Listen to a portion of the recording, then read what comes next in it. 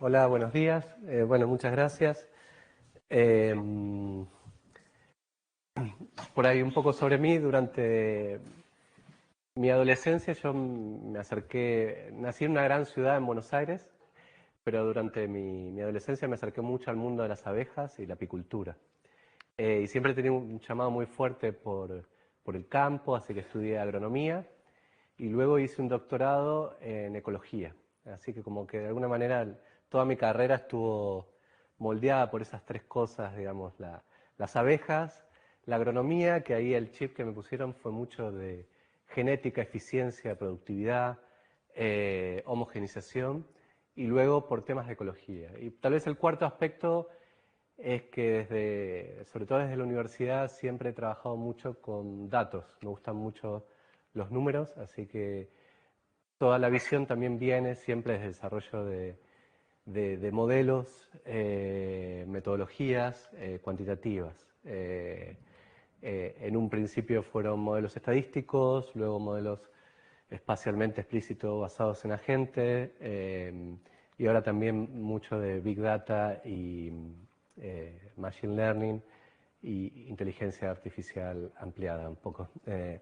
Así que bueno, ese es un poco, y la idea era contarle algunos de los temas que estamos trabajando hoy en día, que van a estar siempre sesgados por esa visión, por así decirlo. Cuando, con el énfasis fuerte en los estudios y en la teoría de ecología, lo que veíamos de alguna manera es que la ecología ha aportado evidencia durante las últimas décadas sobre las relaciones positivas entre la biodiversidad y el funcionamiento de los ecosistemas. Esto no les voy a contar mucho a ustedes, porque ya lo saben, básicamente. Sin embargo, en mi paso por agronomía, básicamente, lo que vi es que los sistemas agropecuarios no utilizan este conocimiento ni en su diseño ni en su manejo.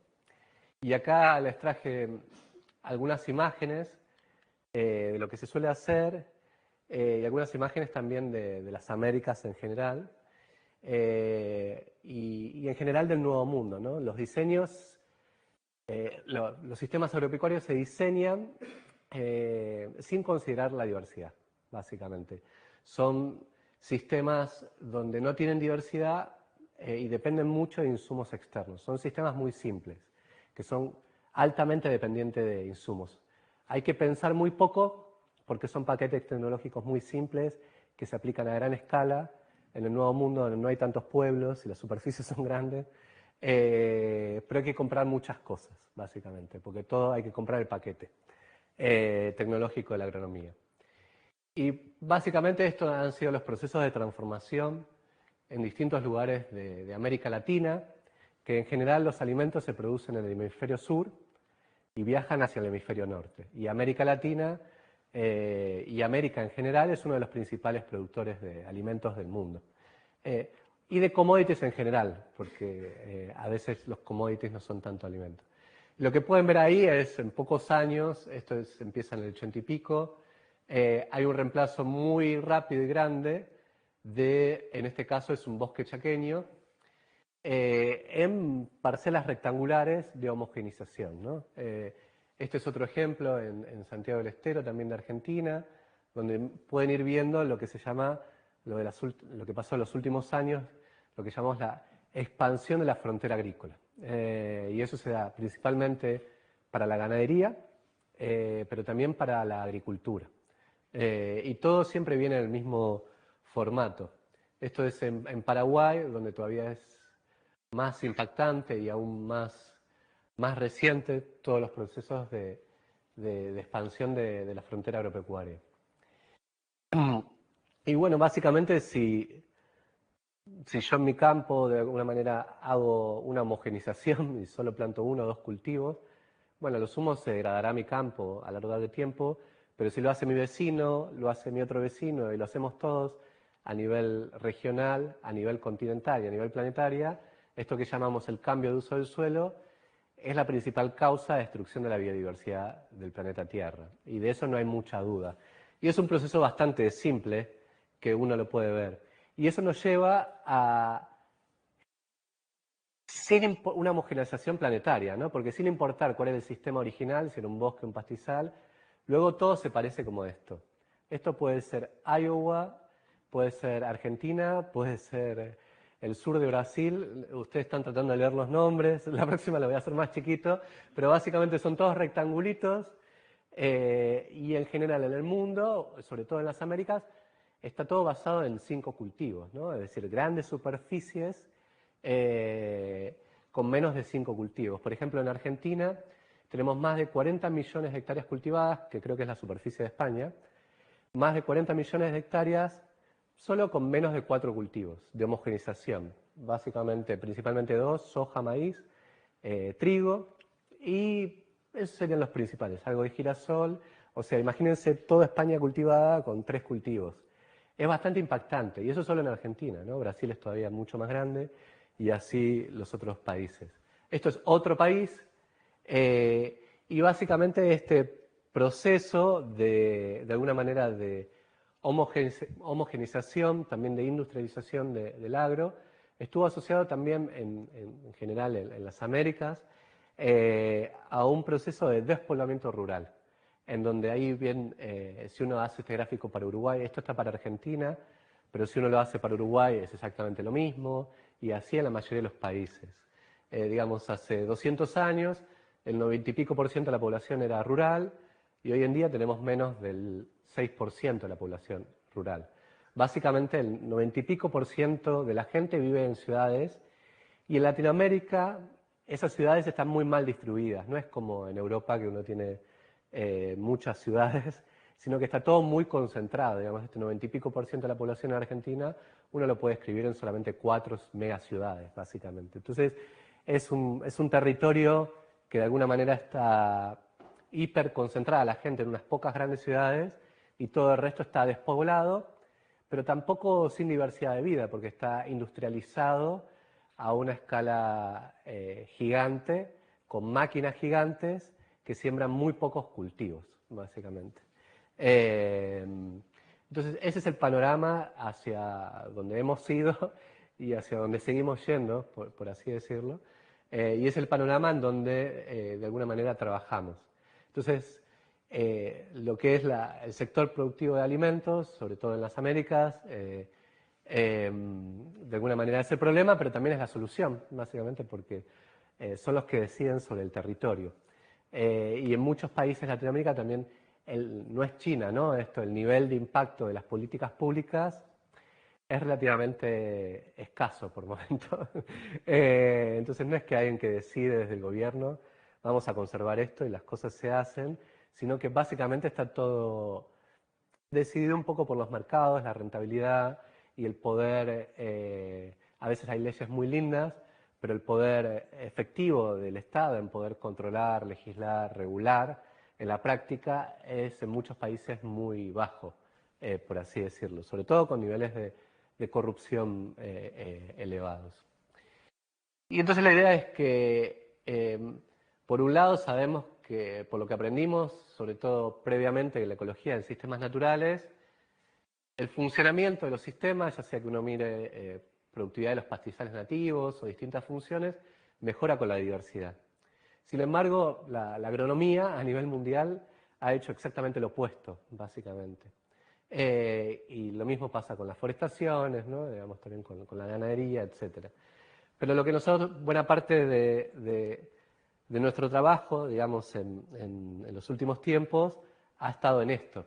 En demostrar que lejos de ser incompatibles, la biodiversidad y la producción pueden potenciarse mutuamente. Y hemos hecho muchos trabajos de cómo la diversificación de los campos genera beneficios para la producción en sí misma, beneficios económicos y también para la calidad de vida. Pero los que les voy a contar un poco hoy va a ser básicamente esto: si no son incompatibles, entonces ¿cómo logramos esto, ¿no? ¿Cómo logramos diseñar paisajes que sean multifuncionales, que no solo se preocupen de la producción de la soja en el corto plazo, por así decirlo, o de la vid, en los lugares donde tenemos vid en Argentina? No ocupan muchas hectáreas en términos argentinos, pero sí son intensivos, que integren de alguna manera producción, conservación y el bienestar humano. Y en este sentido uno podría decir, bueno, lo que estamos buscando desde el punto de vista aplicado es un proceso de cambio.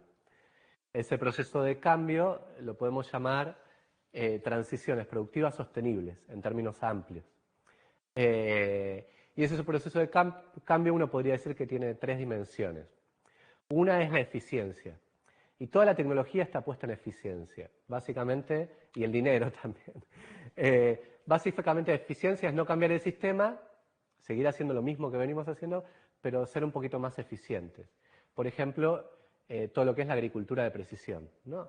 Uno sigue haciendo fertilizaciones químicas, pero ahora fertilizaciones químicas según la demanda de cada lugar específico, entonces uno aplica menos fertilizante globalmente, hay menos fugas, eso es positivo. Lo mismo sucede con las siembras variables a través de la agricultura de precisión. Lo mismo sucede con los drones que aplican agroquímicos o herbicidas o insecticidas de manera más precisa. Toda la tecnología, todas las grandes empresas, todo está aplicado en eficiencia. El concepto de monocultivo no se toca, pero vamos a ser más eficientes, y las empresas detrás tampoco, pero vamos a ser más eficientes en esto. El segundo aspecto que uno podría nombrar es el reemplazo. Básicamente, y acá de alguna manera fue el boom de los bioinsumos en los últimos años. Entonces, si yo tengo un insecto que me molesta, en vez de matarlo con un insecticida de base sintética o químico, lo mato con un insecticida de base biológica. Entonces, ese reemplazo. Sigue siendo una agronomía que depende de insumos, pero en vez de utilizar insumos de base sintética o química, uno utiliza insumos biológicos. De vuelta, eso es positivo si el insumo biológico está bien y se aplica de manera adecuada, pero bueno, uno sigue dependiendo de la pastilla para sentirse bien, ¿no? Sigue siendo una agronomía dependiente de insumos y de cosas que vengan de afuera. Y básicamente nosotros no trabajamos nada en eficiencia, sí utilizamos mucha información de agricultura de precisión y muchos datos de ahí. No trabajamos nada en reemplazo y el foco está en el rediseño, en el rediseño de los sistemas agropecuarios basados en principios ecológicos. Es un poco lo opuesto a lo que veíamos antes. Esto tiene barreras porque no es un paquete tecnológico simple, por algo triunfan las cosas, sino que tiene un aspecto bueno que hay que comprar menos, básicamente, pero hay que pensar un poco más. Es menos intensivo en el uso de insumos, pero más intensivo en el uso del conocimiento. Y se necesita cierto conocimiento local ecológico también. Hoy en día la agricultura en las Américas es una agricultura de contratistas, donde uno llama a alguien que tiene un avión y dice, aplicame tal producto en tal lugar, y esa persona aplicó un producto en un lado, y luego fue a 600 kilómetros a otro lado y lo aplicó con el mismo avión, otro producto. Es una agricultura de recetas, donde los contratistas que tienen los aviones o las máquinas se mueven de un lugar a otro, sin importar el contexto local, por así decirlo. El rediseño de los sistemas productivos, bueno, no tiene esa, si quieren, ventaja, por así decirlo, digamos, la agricultura ya no puede trabajar como un sistema pesquero, como una fábrica que se mueve. Esto yo lo asocio un poco a la salud de las personas, ¿no? Digamos, el modelo agrícola actual, yo no les traje datos hoy en día, pero cada vez depende de más insumos. O sea, en Argentina y en muchos lados, hoy en día para producir una tonelada de soja, se tiene que comprar el doble de insumos que hace 20 años o hace 30 años. Y el precio de la soja está peor que antes. Entonces, adelantándome un poco a lo que viene, estamos teniendo mucho éxito, digamos, con las empresas agropecuarias, porque también se está empezando a ver la degradación interno en los campos de este tipo de modelo. Entonces, si yo les digo que para mantener niveles de producción más o menos similares que hace 20 años, hoy en día hay que comprar más insumos, ese es probablemente el signo más importante de que el sistema no está funcionando y se está degradando. Si uno lo lleva a su salud, es decir, que es como si sería que para nosotros mantener nuestras funciones vitales, cada vez tengo que tomar más pastillas, ¿no? Una pastilla para dormir, otra pastilla para la circulación de la sangre, otra para diurética, y si digo, bueno, si yo les muestro cada vez tengo que tomar más pastillas, ustedes me dirían, Lucas, no sos más saludable, digamos, estás viviendo gracias a las pastillas. Y eso es un poco como está diseñado nuestro sistema agropecuario hoy en día, digamos, en base a pastillas. Y hay paralelismos también con la salud, ¿no? Digamos, también está diseñado la salud en base a, bueno, tengo un problema, ¿qué pastilla tomo? El agro es igual, tengo un bicho, ¿con qué lo mato? ¿Con qué hago esto? ¿Con qué lo otro? Estoy simplificando, ¿no? Mucho. Pero básicamente son un poco las ideas detrás. Y nosotros lo que hacemos es como si fuera medicina preventiva. Bueno, querés tener menos pastillas, no uses el teléfono móvil antes de acostarte, necesitas calmarte para dormir bien, necesitas hacer ejercicio. Bueno, a todos nos gusta el algoriño, pero de repente medio litro todos los días, no. Y ese tipo de cosas que requieren una cierta preparación, esfuerzo y tiempo. Y esto es algo similar. Entonces esto es uno de los campos, por ejemplo, yendo de la práctica a la teoría, que nosotros hemos rediseñado, y ya no hay más parcelas cuadradas. Y en Argentina, acá no sé cómo se llama, pero se trabaja por lotes. Esos rectángulos son lotes. Y acá el concepto de lote ya deja de existir. Ya no se trabaja más por lotes, sino que se trabaja por ambientes. Entonces una de las cosas que hacemos son ambientaciones y hay rotaciones de cultivos diversas según los ambientes. Esos ambientes pueden ser mucho más chicos, tenemos la capacidad de hacerlo mucho más pequeños todavía que esto, pero también depende de las máquinas de las personas, de la voluntad que tengan para cambiar completamente lo que están haciendo, ¿no? Y rediseñar todo su campo. Y lo que se puede ver también es que, de alguna manera, estos ambientes están cruzados por lo que son corredores biológicos que conectan áreas de restauración ambiental, básicamente. Y la idea es, bueno, el concepto que hemos tenido a lo largo del mundo, e incluso yo pensé que acá en Galicia, yo estoy muy viciado por las zonas que vi, pero pensé que iba a haber mucho más convivencia entre la naturaleza y las personas, y veo que también es todo como forestaciones exóticas descuidadas o urbanización, y no hay mucha convivencia, digamos, entre lo que sería la vegetación silvestre y las personas. Y eso es un poco lo que nosotros queremos traer de vuelta a estos campos, ¿no? De que haya esta convivencia entre las zonas de restauración que están cruzadas por corredores biológicos y la producción agropecuaria. Ya mucha gente no nos queda en los campos, digamos, pero la gente que está ahí que también viva mejor, por así decirlo. Y esto está, la manera en que lo diseñamos no son simple implementaciones, sino que está basado en teoría ecológica. Y bueno, uno de los aspectos claves de esto que aplicamos, que es la ecología del paisaje, a los sistemas agropecuarios, es el movimiento. Yo cuando estudié agronomía fui entrenado de que todo lo que yo cosechaba dependía exclusivamente de lo que hacía en el lote, de cómo fertilizaba, la densidad de siembra, pero solo lo que hacía en el lote. Y básicamente uno de los grandes cambios en los últimos años que aprendimos con el punto 3, que no les iba a comentar mucho, es que en realidad lo que uno cosecha depende de lo que uno hace en el lote, pero también depende de cómo es el paisaje alrededor.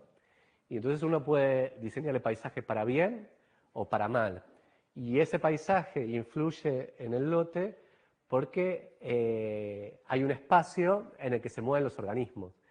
Las malezas se mueven en ese espacio, se dispersan, y también los organismos, de alguna manera, los insectos plagas o los organismos que dañan los cultivos también se mueven en el espacio, pero también los insectos benéficos se mueven en el espacio. El agua se mueve en el espacio, hay erosión, y bueno, hay un montón de procesos, por no decir todos, que son espacialmente explícitos.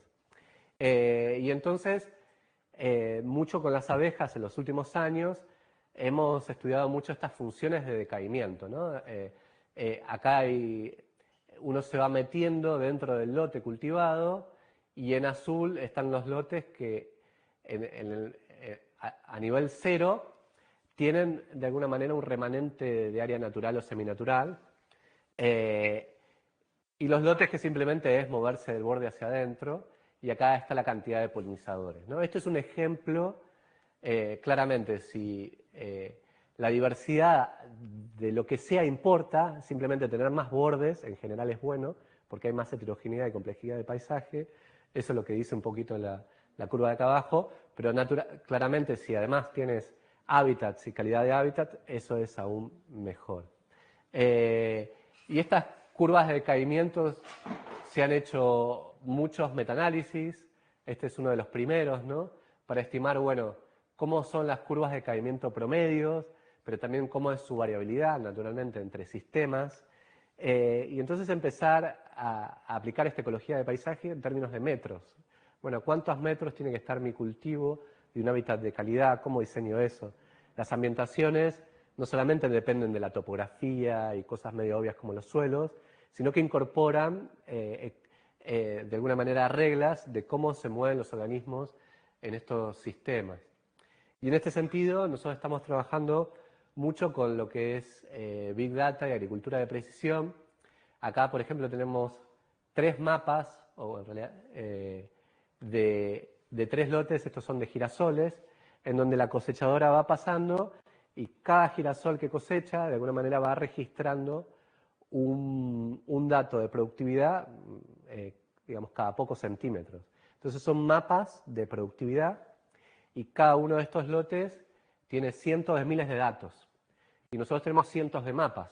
Entonces tenemos millones de datos de la productividad en el espacio, de la productividad real en el espacio, en campos reales, básicamente. Y entonces a cada uno de esos puntos, como pueden ver acá, les calculamos las distancias a los remanentes de hábitat natural y seminatural. Y bueno, luego tenemos distintas metodologías para trabajar con esos grandes datos, pero de alguna manera uno de los resultados, esto es el rendimiento de las cosechadoras reales, digamos, de un país que vive principalmente de la exportación agrícola, igual que Uruguay, igual que muchos otros países en Latinoamérica, donde, digamos, del ingreso de dólares a Argentina, más del 75%, a pesar de tener mucho petróleo, mar y qué sé yo, viene de la soja, maíz, etc.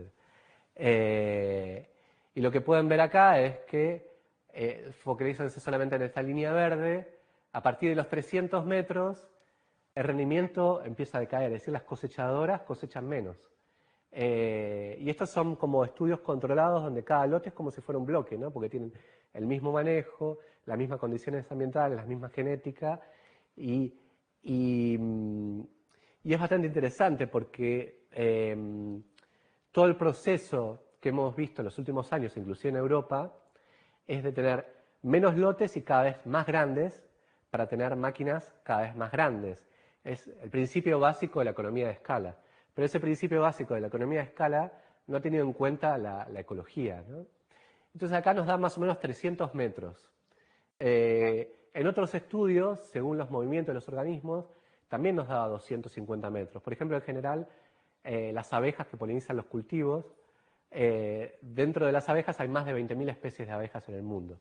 La mayoría son solitarias, que no forman colmenas y con castas, etc.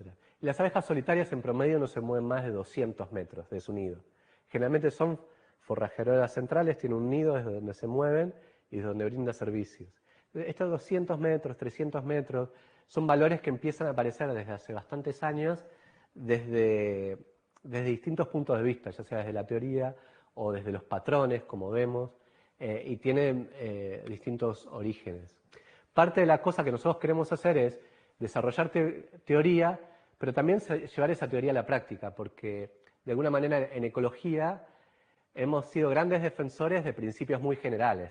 Se necesita biodiversidad, se necesita esto, se necesita lo otro, pero luego cuando uno quiere intervenir en los campos, todas las preguntas son de cuánto, cómo, dónde, y ese tipo de preguntas también necesitamos responder, y nuestra teoría, si verdaderamente es útil, y tiene que ser práctica. Y entonces ese enlace es el que estamos tratando de hacer, ¿no? Digamos, entre la teoría y la práctica, y cómo estos principios teóricos son necesarios para fines prácticos, y eso nos retroalimenta muchos aspectos teóricos, ¿no? Y bueno, ya sabemos que en ecología todo está regulado por todo, y si empiezo a hacer un mapa de interacciones, conecto todo por todo, pero estas interacciones, ¿cuáles son las claves? ¿Cuáles son las que tengo que manejar?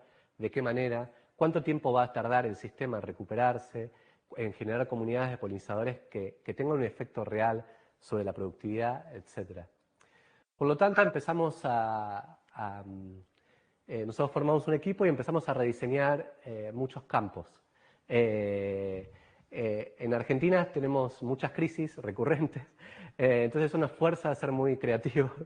Y en una de esas crisis yo tuve 2 hijos más, tengo 4 hijos, entonces se puso desde lo que sería el CONICET, que es el CSIC de acá, alguien dijo que salgamos a armar empresas. Si no teníamos plata, salgamos a armar empresas. Entonces, bueno, yo salí a armar una empresa que se llama AgroDesign, en donde rediseñamos estos campos. Porque yo daba charlas, a la gente le interesaba, pero después las cosas no se concretaban. Porque yo estaba muy ocupado y los agricultores que querían hacerlo lo hacían como les parecía y no teníamos nada estandarizado ni protocolizado. Y a veces si tenía tiempo te respondía 10 mensajes en una semana y otra vez estaba ocupado y por 2 meses no podía prestarte atención, ¿no? Entonces las cosas no funcionaban así. Entonces desde el 2023 tenemos una empresa que funciona directamente con clientes. La abrí con un amigo mío con 0 pesos o 0 euros, ya no hay más pesetas, y vivimos directamente de los clientes. Allá en Argentina no hay subsidios para las empresas agropecuarias, es opuesto. A las empresas agropecuarias se les aplica impuestos y es el principal ingreso de la nación. Por cada $100 que exporta de soja un productor, $23 van para el Estado Nacional.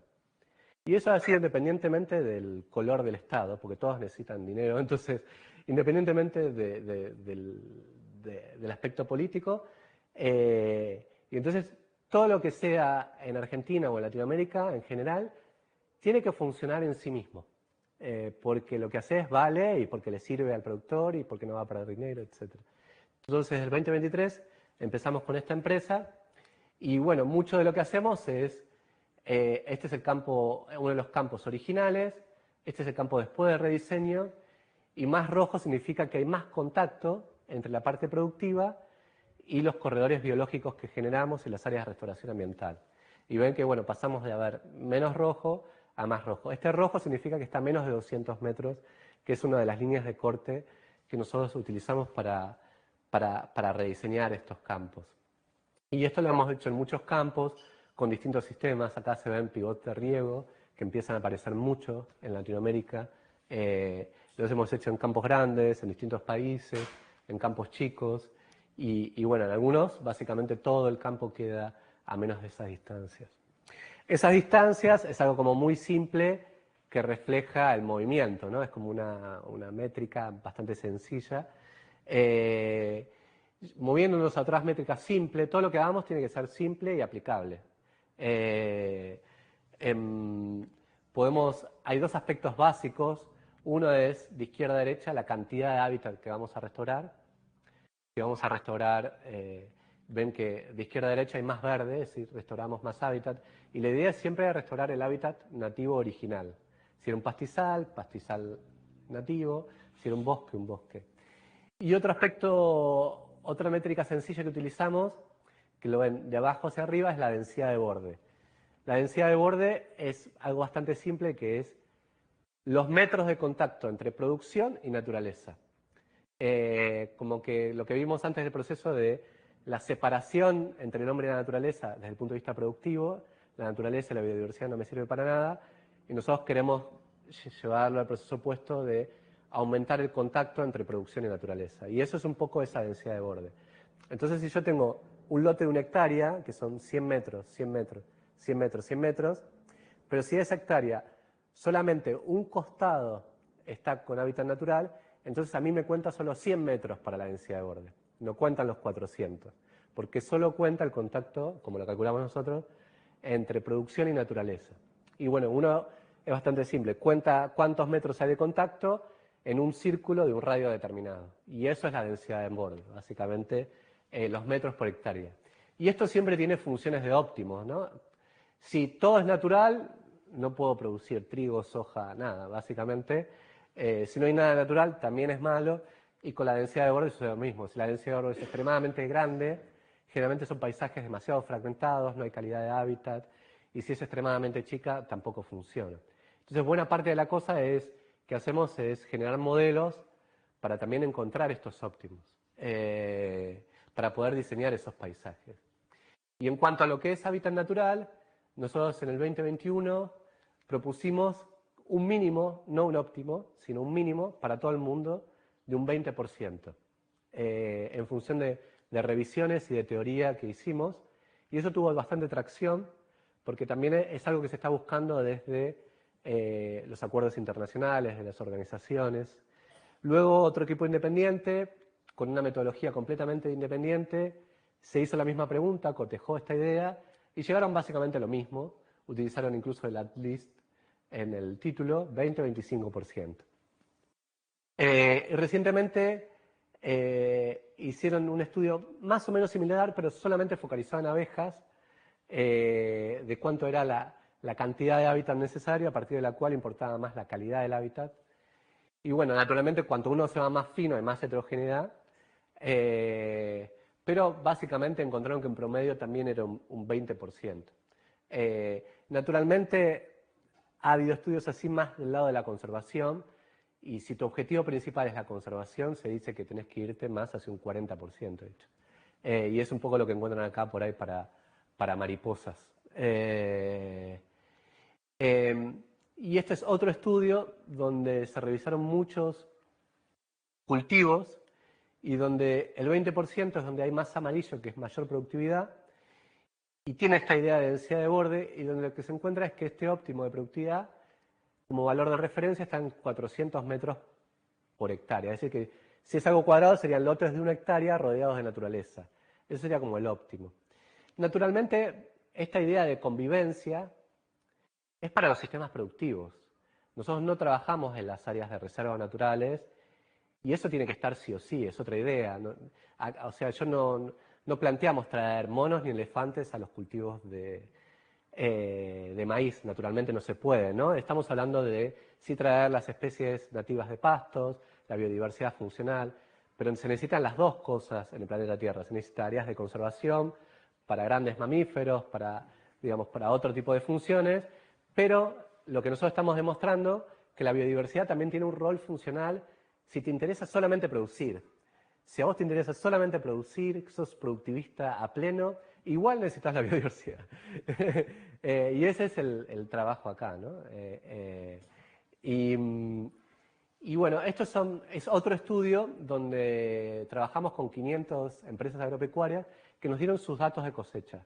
No es agricultura de precisión, pero sino que nos dijeron en cada lote, dónde está el lote y cuánto cosecharon, y de ahí también hicimos muchos procesamientos de ecología del paisaje, y acá nos focalizamos en la densidad de borde. Estos son tres situaciones, ¿no? A la izquierda hay poca densidad de borde y hacia la derecha hay más densidad de borde. Y acá lo que pueden ver también es que en campos reales, si uno se mueve de 20 metros por hectárea de borde a 100 metros por hectárea, que era la variabilidad que nosotros encontramos, el rendimiento de girasol en promedio aumenta de 2.243 kilos a 2.780 kilos. En promedio un 24%. Un 24% es un montón. Y a ustedes les puede parecer que hay mucha variabilidad, pero esto se ve desde otro punto de vista, porque fíjense que los datos reales los estoy ploteando de manera simple. Es decir, esto que pensábamos que no tenía ninguna influencia, uno hace un dato muy grosero, que es lo que te dicen cuánto cosecharon, que tiene mucha variación, con otro dato muy grosero, que es la densidad de borde, sin distinguir por tipo de hábitat, y ya emerge un patrón muy evidente. Luego, obviamente, esto tiene un tratamiento estadístico, que se descuentan los efectos de manejo, un montón de cosas, y el patrón sigue siendo evidente. Quiere decir que la magnitud del efecto es grosera, es verdaderamente importante. Y eso sucede cuando uno encuentra cosas nuevas, ¿no? Digamos, y eso sucede porque de alguna manera no se le vino prestando atención a este tipo de cosas en la agronomía de las últimas décadas en la práctica. Y fíjense acá también el tamaño del lote que les comentaba antes. Cuanto más grandes son los lotes, menos se cosecha en promedio. Es bastante impactante también. Y estos son lotes chicos en términos de Argentina, porque son lotes de girasol. Ni les cuento los lotes de soja o maíz, que pueden llegar a ser muchísimo más grandes. Y acá el efecto es lineal y positivo, no llegamos a ese óptimo, porque está todo muy simplificado, ¿no? Fíjense, pasamos casi 0 a 100 metros, estamos muy lejos de ese óptimo, ¿no? De cuando la los beneficios se empiezan a hacer de, como llamamos, rendimientos marginales decrecientes.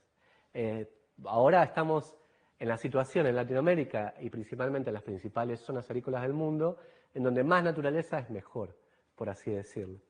Y fíjense este otro estudio, nosotros trabajamos mucho en contacto con las empresas agropecuarias, nos conocen, confían y de alguna manera también nos dan datos y trabajamos en conjunto. Acá hay 10.000 campos, 10.000 datos de soja y maíz. Y acá de vuelta a esta idea de densidad de bordes, fíjese, para maíz disminuye y para soja disminuye. Esta es una visualización que es el promedio por tipo de densidad de borde, porque si no había como una nube de puntos de miles de datos que era difícil de ver. Y acá lo que disminuye son las malezas resistentes a herbicidas. Es decir que de vuelta los valores de densidad de borde son muy bajos, ¿no? De casi 0 acá al máximo 60. Cuanta más densidad de borde, hay 3 veces menos malezas. Hoy en día, si uno habla con cualquiera empresa agropecuaria del mundo que cultiva soja, le dice, ¿cuál es tu principal problema? Las malezas resistentes a herbicidas. Uno aplica el herbicida y las malezas ya no se mueren. Se invierte muchísimo dinero en eso cada vez más. Generar un nuevo principio de acción de un herbicida es muy caro y no se generan, digamos, así de la noche a la mañana.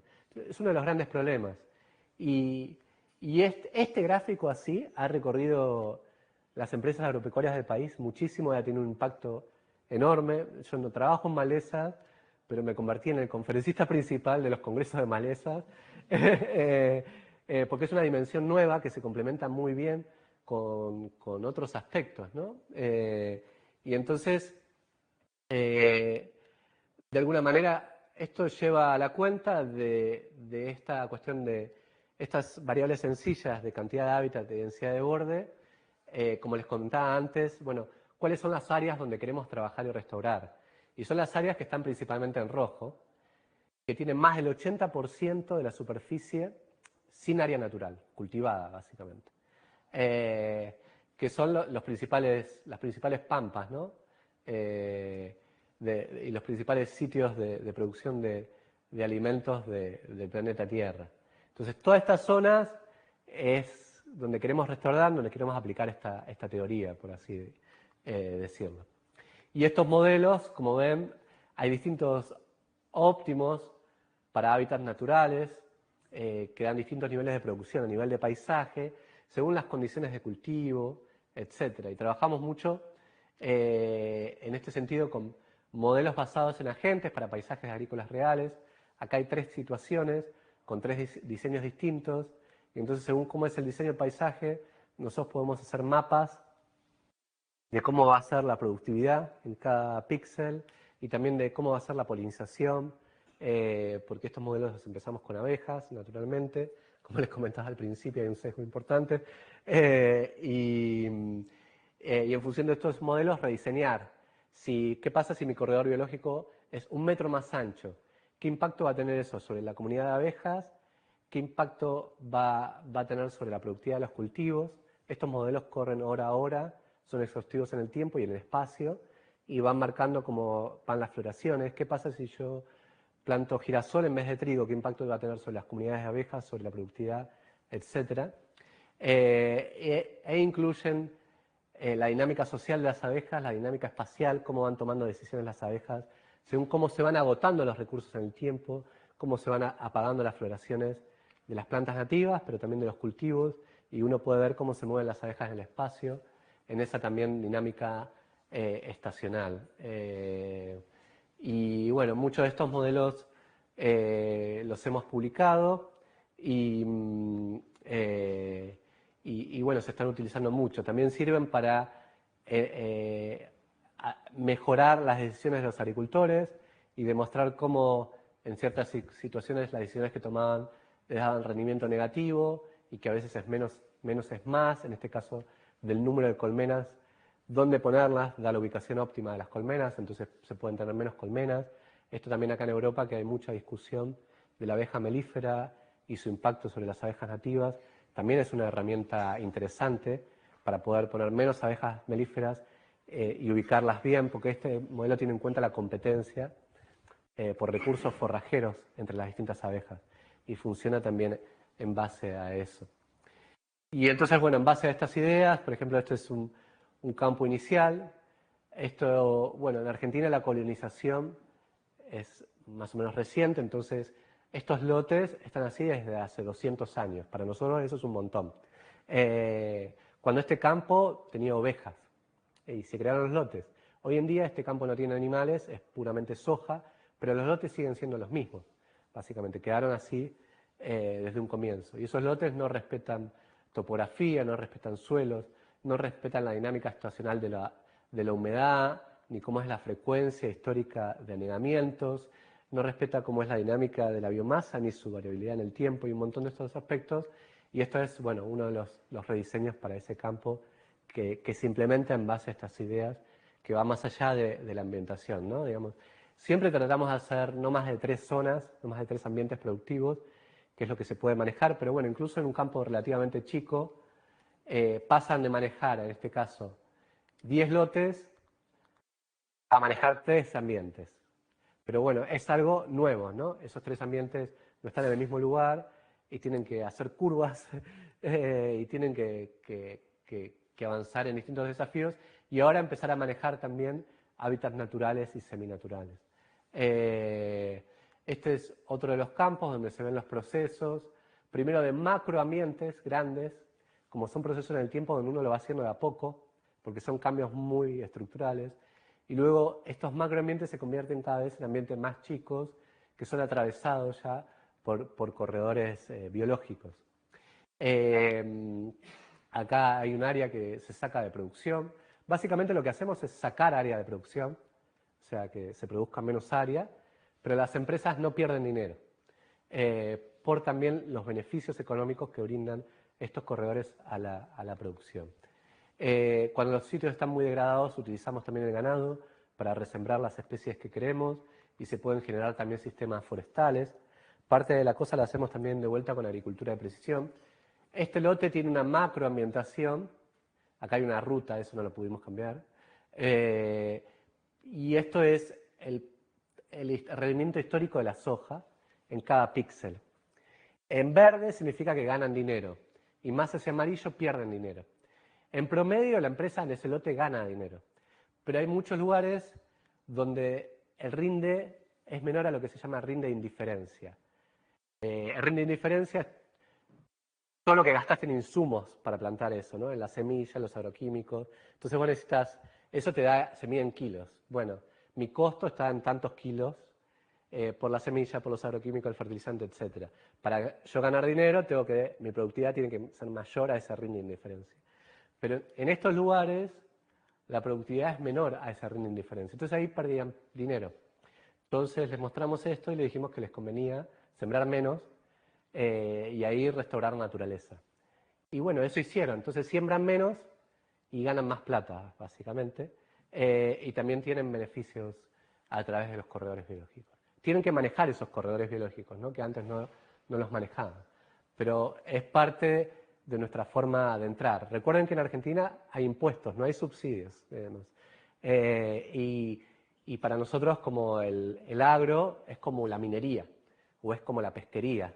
La Argentina extrae oro, extrae peces y extrae soja, básicamente. Ese es el concepto, es muy duro, pero es el concepto, nadie lo va a decir, pero es el concepto que domina, básicamente, en las Américas en general, ¿no? A nivel país por lo menos, y a nivel países en general. No es que en la Argentina es diabólico, lo mismo pasa en Sudáfrica y en la mayor parte de los lugares, ¿no? Es el business actual.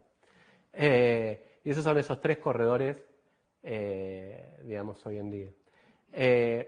También lo que estamos trabajando es sembrar en franjas, ¿no? Es decir, uno puede tener la misma superficie de soja, maíz, girasol, pero si ya viene en vez de los 3 cuadrados grandes en franjas y en heterogéneo, eso ya le da más heterogeneidad al paisaje y eso vemos que tiene un montón de mejoras y beneficios. Que era que lo mostraba antes. Tener bordes es bueno, si además es con hábitat natural mejor, pero esto genera más heterogeneidad y más bordes. Ustedes piensen que la extrema simplificación del paisaje de estos lugares hace que las plagas se dispersen también muy rápido. Y en Argentina hace 3 años tuvimos la chicharrita del maíz, que en algunos lugares se perdió el 83% de la producción. 83% de producción. Digamos, una plaga, una chicharrita que explotó por todos lados y se comió todo, básicamente. Eso sucede en sistemas muy homogéneos y simples, ¿no? Donde están muy conectados.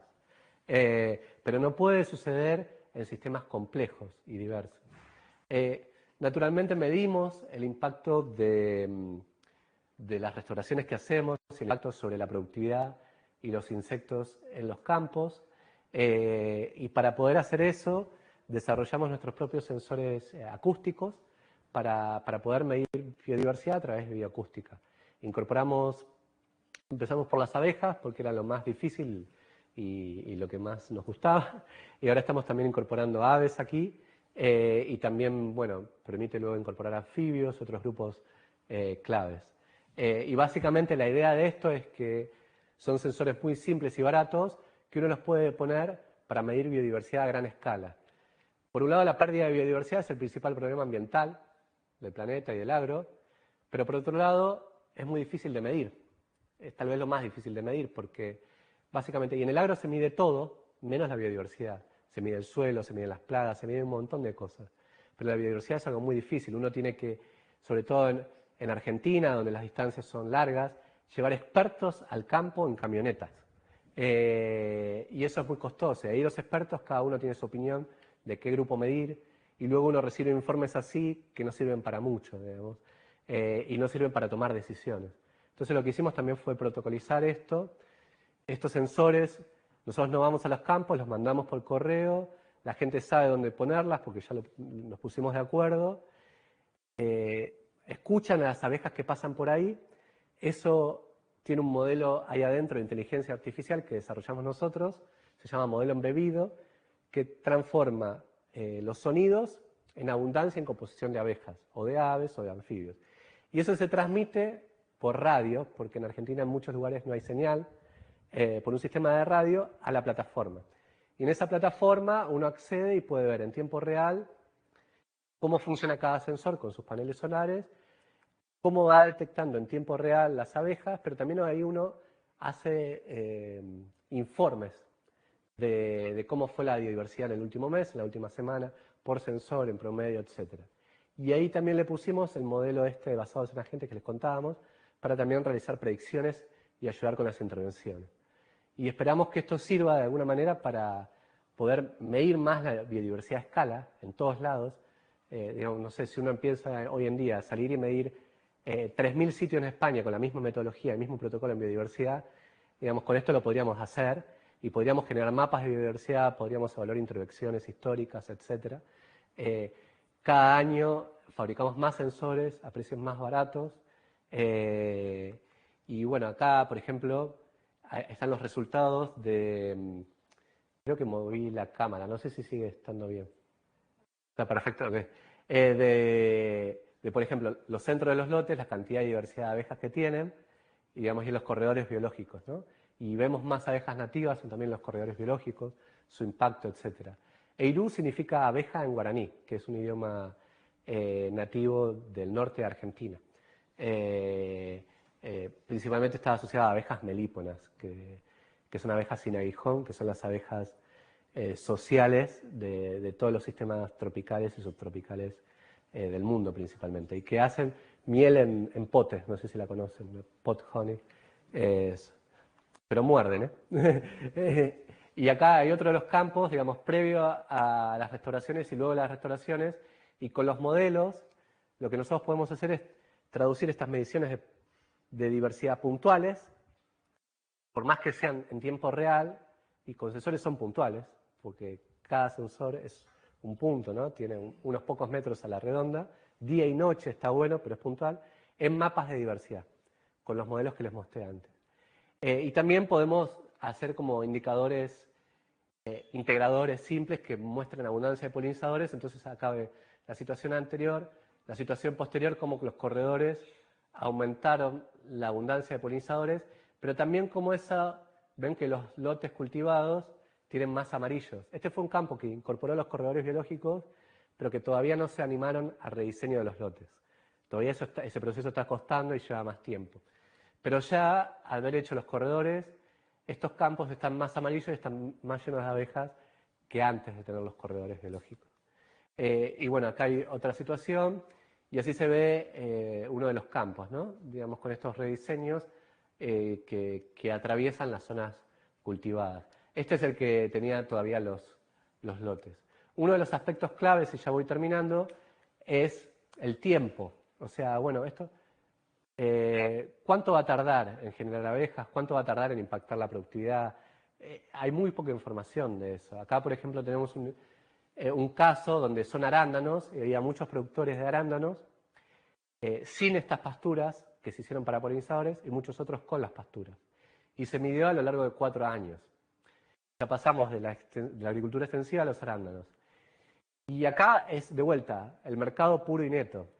Y entonces, al principio, siempre las pasturas son diversidad de flores, etc.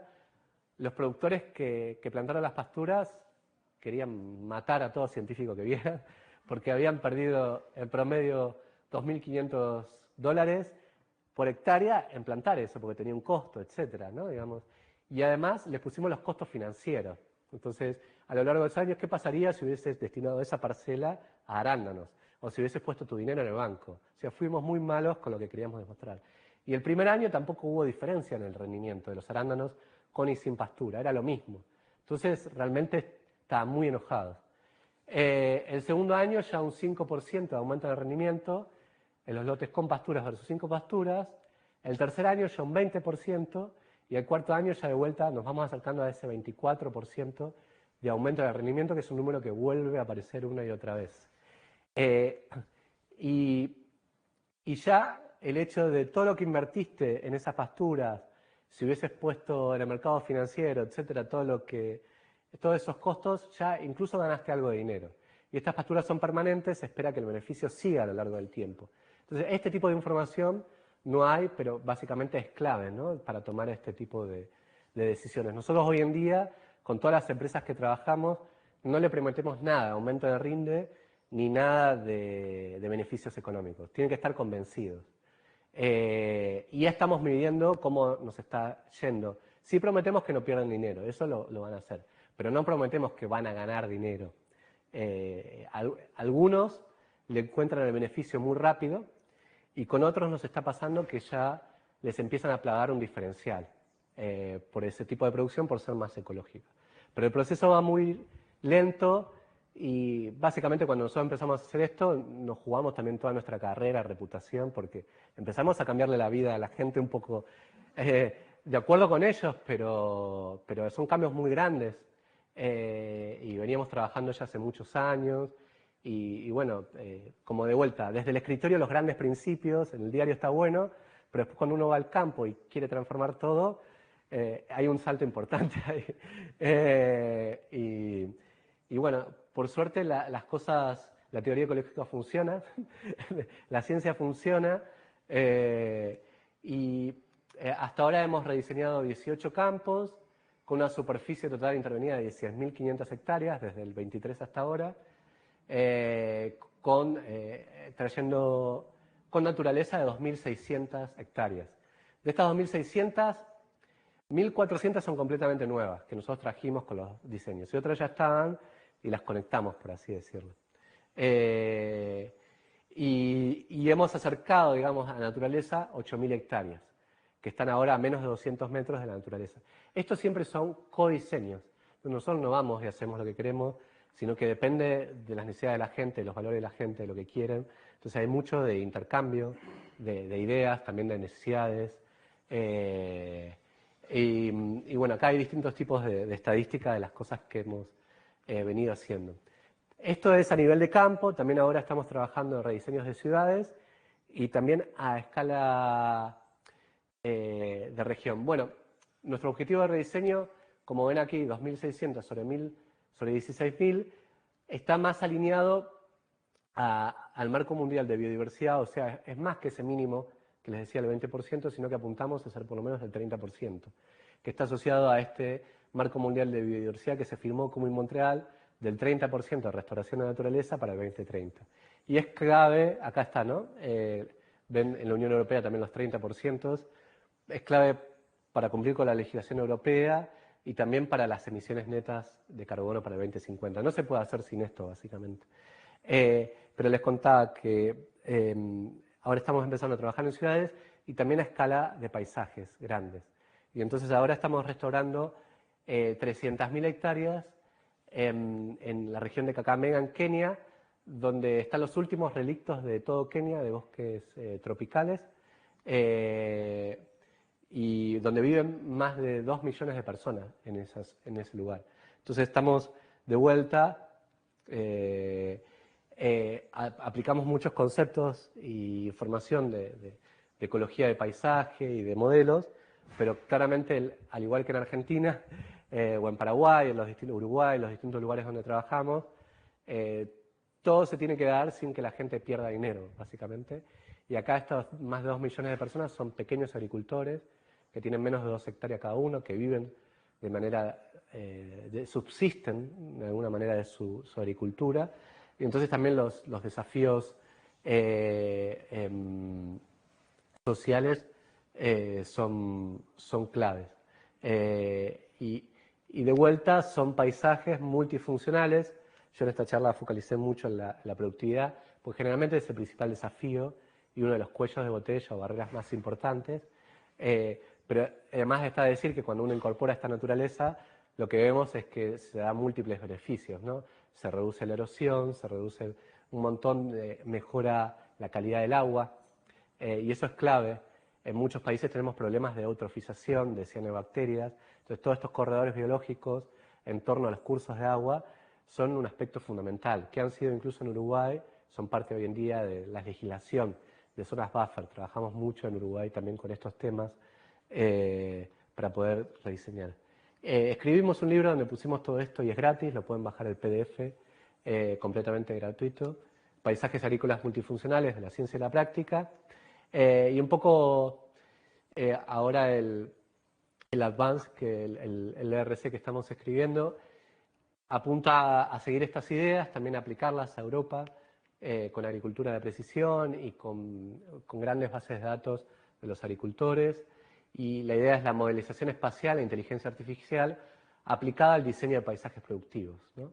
Entonces tenemos grandes bases de datos que provienen de la agricultura de precisión, de asociaciones de productores, de aplicaciones de teléfonos móviles, que yo no les mostré nada de estos datos, pero estamos haciendo un montón. Muchas de las empresas agropecuarias en Europa, pero también en Latinoamérica, van haciendo monitoreos y van registrando todo en las aplicaciones de teléfonos móviles, y algunas son suficientemente buenas para darnos esos datos gratis, y con eso hacemos ecología. Y nos dejan publicar esos datos. Así que todavía, acá no les mostré nada de eso, pero estamos haciendo mucho de Big Data con eso. Y bueno, le mostré algo de estos, de modelos espacialmente explícitos, modelos basados en agentes, diseño óptimos de paisajes, grafos, redes de interacciones, conectividad espacial. Esto no llegué a mostrarles mucho. Y bueno, naturalmente es un equipo grande de personas que están detrás de estas ideas y colaboran. Y bueno, muchísimas gracias.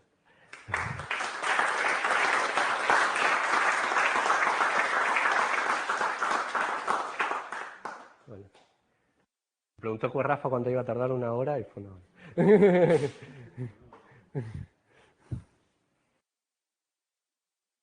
Sí. Mi primera pregunta es si un pueblo del interior donde hay 20, 30 agricultores, cada uno con 200, 300 hectáreas en parcelas de 2, 3, 4, 5 hectáreas, ¿cómo implementas algo así? O sea, le tienes que decir a uno, este trozo no lo cultives.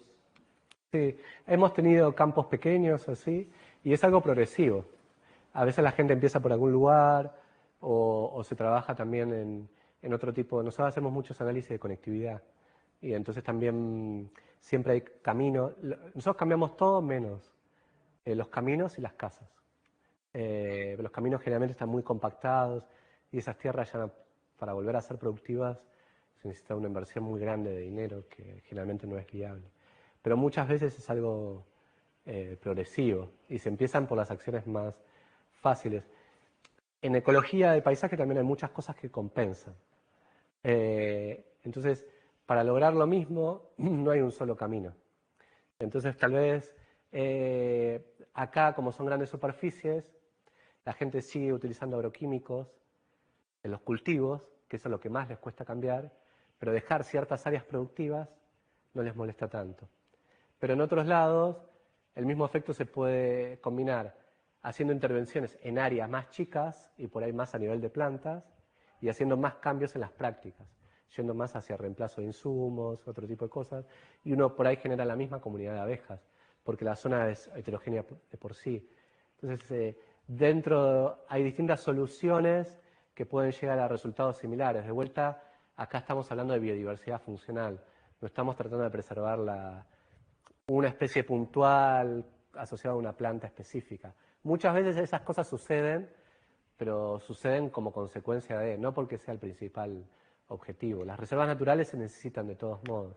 Sí, siempre lo que se trata de hacer es que la restauración de plantas sean siempre diversidad de plantas y nativas. Entonces, bueno, en Kakamega, por ejemplo, se está trabajando mucho con la diversidad de árboles nativos y que esos árboles se puedan plantar y cosechar, porque las parcelas son muy pequeñas. Y pasa algo similar acá a Galicia, que han entrado algunas empresas pasteras importantes y han forzado a sembrar mucho eucaliptus y cosas, entonces a sacar esos eucaliptus y a reemplazar eso por hábitats nativos. Y se está trabajando mucho con bioturismo, mucho con juventud, formando guías turísticos. Bueno, es todo un proceso muy social. En las grandes superficies es un proceso más técnico-ambiental, si bien hay una parte social, porque hay personas, pero no es tan detallado. Y generalmente en la agricultura familiar y en las parcelas más pequeñas, el proceso social es como mucho más importante en el proceso de lo que hacemos. Yo me estaba planteando más bien en terrenos agrícolas como los que hay por el interior. Sí. Que la gente vive de eso, o sea, tienen 200 hectáreas y no necesita para vivir. Puedo decir al que en la colina, en la loma no es productiva, el valle sí, la loma es mía, el valle es de otro. Lo hacemos, siempre encontramos áreas. Los campos no están diseñados de manera óptima en general. 200 hectáreas, nosotros trabajamos mucho en esos campos también en Argentina. Y en Argentina, acá es más fácil porque es más heterogéneo, si uno quiere decir. En Argentina uno es como uno ve algo plano y dice esto es todo igual, es todo súper productivo, es excelente, yo acá no toco nada y sí, y se consiguen y se encuentran. Generalmente trabajamos también con viñedos en Argentina. Ahora estaba comentando que los últimos campos fueron campos de patata que le venden a PepsiCo. Y fue un proceso al revés, porque nosotros en realidad trabajamos, yo durante toda mi vida intenté mucho, fui viendo que la comunidad agropecuaria cada vez se abría más hacia estas ideas. Yo hace 15 años iba a dar una charla, Lucas, nos cae bien, interesante, chau, chau. Y después cada vez había más interés. Pero yo al principio trataba de convencer a todo el mundo. Y yo ya entendí que eso no. Nosotros hoy lo que hacemos es algo de nicho. Trabajamos con menos del 5% de las empresas agropecuarias o agricultores que ya están convencidos. Entonces yo no voy a ir al lugar y tratar de convencer a nadie. Ya me va a contactar a alguien de ahí que tenga 200 hectáreas que ya está convencido por distintas razones que los quiere hacer. Y ahí vamos y trabajamos. Entonces nuestro objetivo es hacer las cosas bien con la gente que ya está convencida. Y luego ese agricultor es el que va a convencer al resto, no yo. Y tenemos experiencias de los mismos agricultores que se filman ellos mismos contando, mirá lo que hice acá, qué lindo que está, desde que hice esto estoy mucho más contento, me va bien, estoy feliz, además no perdí dinero. Son ellos los que convencen a los otros. Pero yo no voy a ir a entrar como argentino a ningún lado. O sea, ya nos están llamando, pero por otro proceso. Y esos son también cómo se dan los cambios tecnológicos. Como que eso nos genera laboratorios vivos donde los otros agricultores van y ven ahí. Y a partir de lo que ven en la práctica, ahí ellos mismos se convencen hablando entre ellos.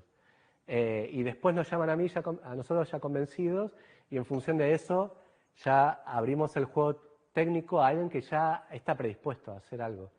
Pero y hay gente que, bueno, ya es muy dura, es imposible. Entonces no invierto más tiempo en eso. Y el cambio tecnológico habitualmente se da así, es hacer las cosas bien, un lugar de nicho, después ven que las cosas funcionan ahí y después escala muy rápido si la cosa verdaderamente sirve y funciona. Y está empezando a pasar, desde que empezamos, en el 2023, parecía que había cosas que eran imposibles y no iban a llegar nunca, y ahora como que les paguen extra a la gente que hizo los rediseños. Y ahora ya está pasando. Estos 7 campos de papa que hicimos ahora, que le venden las papas PepsiCo, la gente empezó, es un cultivo intensivo, porque estaban convencidos de lo que querían hacer. Se lo contaron al gerente de PepsiCo, hubo una reunión de gerentes, esto nos interesa, nos viene bien para el marketing, le vamos a pagar extra y vamos a hablar con los otros productores de papa para que también lo hagan. No son ambientalistas, pero lo están haciendo y ahora la persona cobra un extra que no había pensado. Y además se siente bien, hay mucho también condena social. Eso ha empezado a ser un factor importante estos últimos años. Entonces, ven, miren, acá están los corredores biológicos, pueden mostrar, los productores se sienten mejor. Y eso también es importante. Hay muchos problemas de uso de agroquímicos entre lo que son los pueblos y las zonas de cultivo. Y paradójicamente antes el pueblo, que era el principal aliado del campo, hoy en día el pueblo se convirtió en el principal enemigo del campo, por este modelo industrial. Porque antes toda la gente que vivía en el pueblo trabajaba en el campo y vivía en el campo. Hoy en día ya no es más así. La gente del pueblo ya no trabaja en el campo y solo recibe los impactos ambientales negativos de uso de agroquímicos, pesticidas, etc. Entonces, muchos pueblos han legislado en que no se pueda directamente usar agroquímicos. Y hay campos que perdieron completamente su valor porque no pueden producir, no pueden aplicar glifosato, no pueden hacer nada. Con esta agricultura más de que se aplican aviones y donde los beneficiarios ya están en las grandes ciudades. El dueño del campo que renta, la gran contratista que alquila los campos y los grandes contratistas de las máquinas que están en las grandes ciudades. Entonces ya se desacopló completamente, incluso desde ese punto de vista. Sí. Bueno, entonces, debemos empezar dejar una zona en el campo que realmente, y no cultivarla porque es una zona que tiene un rendimiento bajo. A veces sí, sí. Entonces, Otras veces, perdón, son zonas que a veces el costo de oportunidad es bajo, otras veces son zonas donde el beneficio marginal es alto, donde tal vez tiene una alta productividad, pero el beneficio de hacerla ahí es muy alto, por ejemplo, en torno a las cursas de agua. Entonces no es, yo no detallé el paso a paso, hay un montón de aspectos que se tienen en cuenta, un montón de variables, y por ahí de acá se simplifican mucho algunas ideas. Pero son esas, hay un balance entre el costo de oportunidad y el beneficio marginal. Por eso también las distancias, no hablé nada de los cursos a agua, pero eso también es un aspecto clave. de rendimiento económico o de calidad también. Bueno, una mezcla de todo. Que nos vamos a dejar esta zona y no vamos a cultivarla por no sé cuántos años. Pero al final el resultado puede ser que esta zona que vamos a dejar va a volver productiva. Entonces, después vamos a volver a cultivarla también y buscar otra zona para no cultivarla y así seguimos. Okay. Si vamos a volver a cultivar esta zona, también estamos en la misma cultivo. Estamos en monocultivo también. Eso está bueno. En un campo casi nos pasa eso. Habíamos hecho corredores biológicos, pasaron 5 años, habíamos mejorado la diversidad y entonces eran 3 hermanos, uno el que nos contrataba y otros 2 que solo veían el símbolo pesos. No. Y dijo, che, esto mejoró un montón. Y en Argentina dijeron, hagamos un manizazo. Manizazo es sembrar maní, que el maní da mucho dinero, pero es muy destructivo, porque tiene que usar muchos agroquímicos, tiene que estar muy limpia la cosecha, y el maíz va por debajo del suelo. Pero bueno, entonces uno no puede hacer maní todos los años. Entonces habíamos mejorado en 5 años todo el campo y dijeron, este año hagamos un manizazo. Y bueno, sí, requiere como todo. Eso va a suceder con cualquier restauración ambiental que hagas, en cualquier contexto. La gente va a tener que tener un mínimo compromiso en lograr eso. Si ya te están pagando extra y ya tenés compromisos, ya empiezan a aparecer esos mecanismos que te empiezan a obligar a mantener eso más allá de tu voluntad. Hoy en día, en Argentina,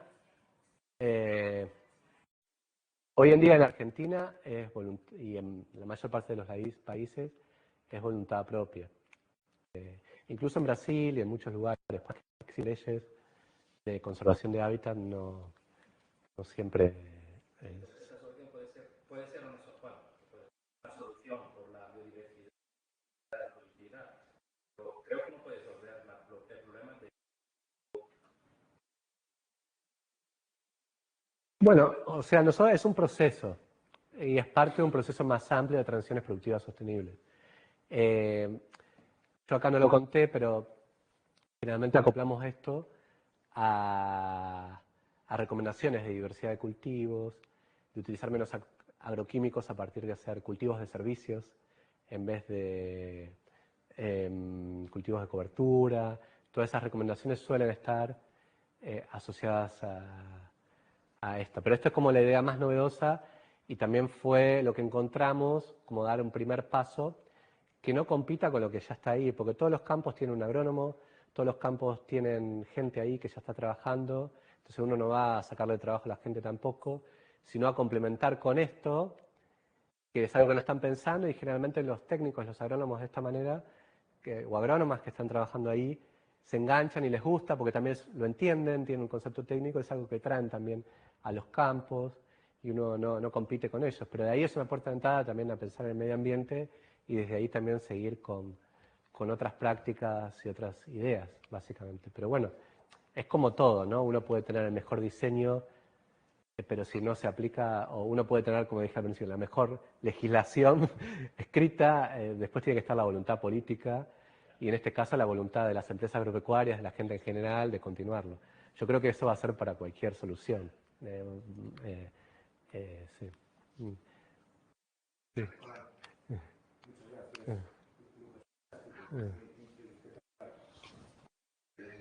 Bueno, es inevitable hacer la comparación de todos estos números que haces y el paisaje que vemos por la ventana de Galicia, ¿no? Y bueno, eso te hace pensar mucho. Muchas gracias. Ahí tengo tres preguntas un poco relacionadas con esto, ¿no? Uno va sobre los efectos del legado histórico del suelo, que por ejemplo son los que se ven.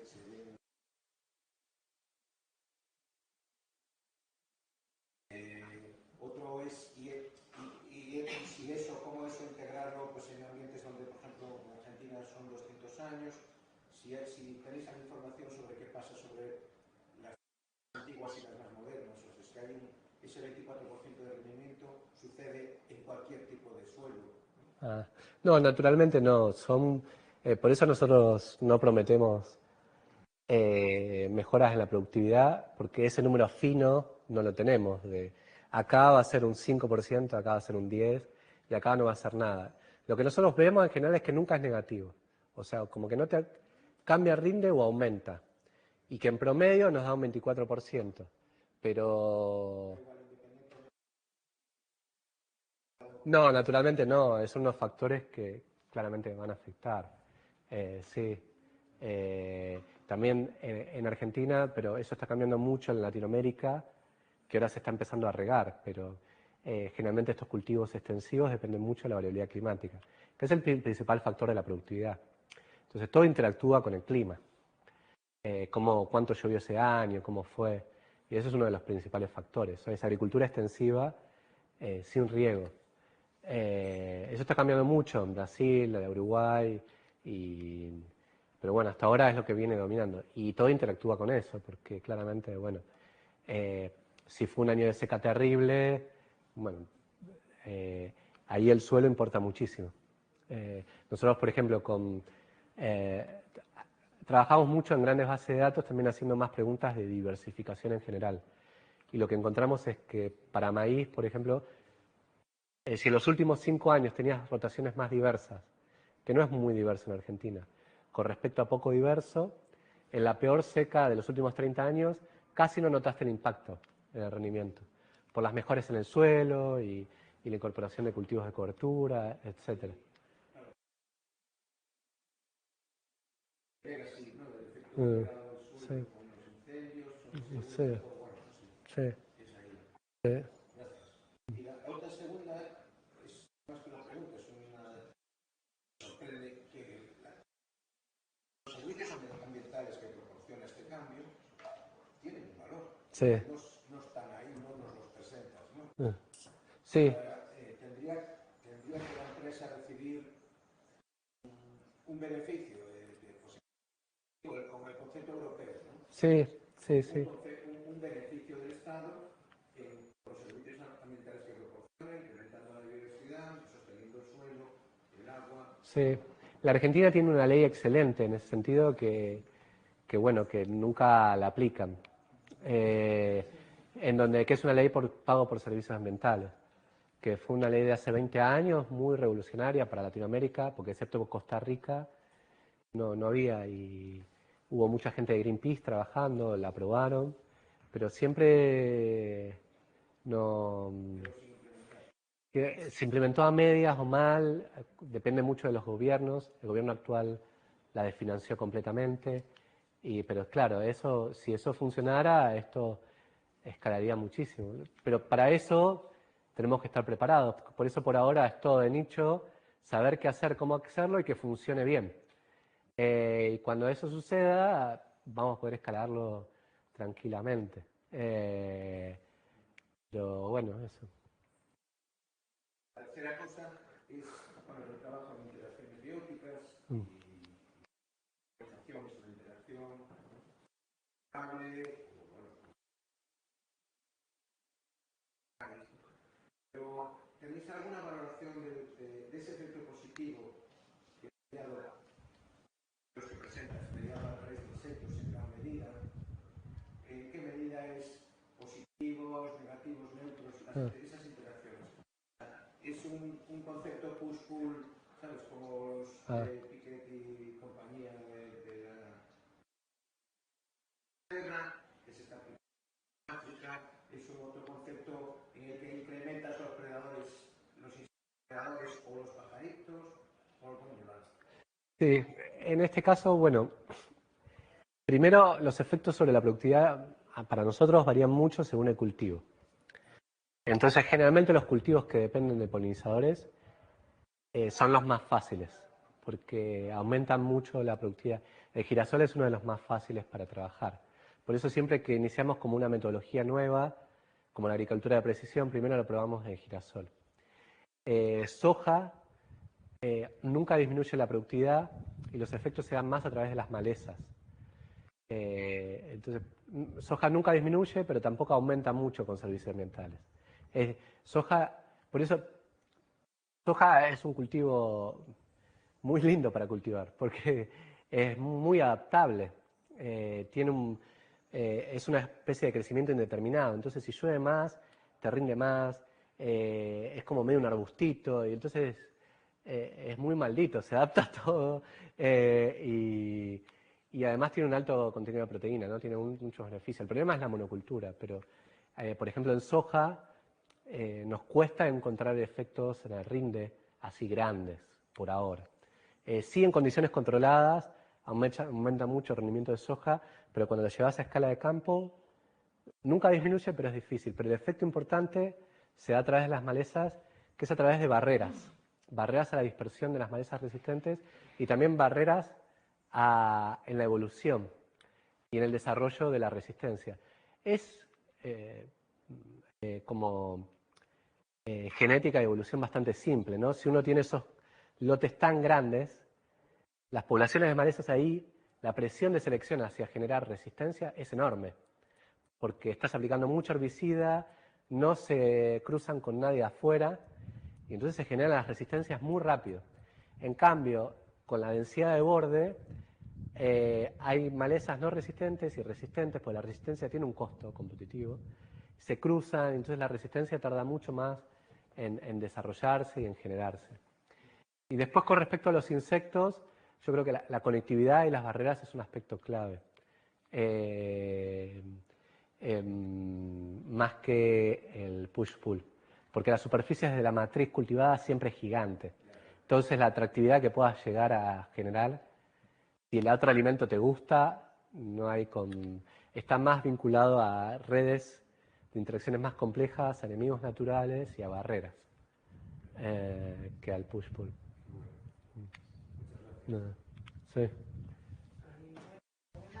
Siempre creemos que cuanto más superficie cultivada, más productividad. Ah. Me alegra que no sea así. Y además que siempre estamos en esta duda, ¿no? De más biodiversidad. Si disminuimos la biodiversidad para tener más productividad, estamos perdiendo la biodiversidad, que es una importante.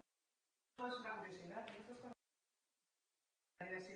La biodiversidad que del hábitat que había anteriormente en la zona. para poner, por ejemplo, que ayuden al tratamiento del control biológico de plagas, atrae las plagas colindantes de la zona, o son incluso plantas sumidero o plantas que son los que realmente están también alimentando a los insectos. Como que son muy distintas las prácticas si estuviéramos en Kenia que en la agricultura extensiva, incluso de Sudáfrica, independientemente del país, ¿no? Digamos. En la agricultura extensiva, todas esas intervenciones que son más de jardinería, como le llaman, no se aplican. Tiene que ser algo con máquina y a gran escala, que uno pueda hacer con pocas personas y de manera simple. Entonces, pero lo que sí hacemos es, en las restauraciones, es con árboles nativos que funcionan como perchas para pájaros y que traen semillas. Eso porque las pampas funcionan muy bien las perchas. Entonces ese tipo de cosas sí. Entonces algunos árboles que uno planta en el corredor, en el centro, funcionan como perchas, se traen semillas y eso tiene un impacto. Y eso sí lo hacemos. Y después también generalmente lo que es, si el hábitat original es pastizal, lo que es ganadería regenerativa, eso ayuda bastante porque los corredores biológicos entonces uno los puede pastorear bien, pero se pueden pastorear. Nunca las zonas en torno al agua, ¿no? Porque eso, si no, contamina muchísimo y destruye mucho. Pero otras zonas puede haber sinergias, como el área de conservación no implica no uso, sino como decíamos en Kakamega, pueden ser árboles nativos que entren en un círculo de manejo sostenible de bosque nativo, que se corte y se plante o se maneja la regeneración, y eso es cuando mejor funciona y cuando más fácil es todavía. Sí.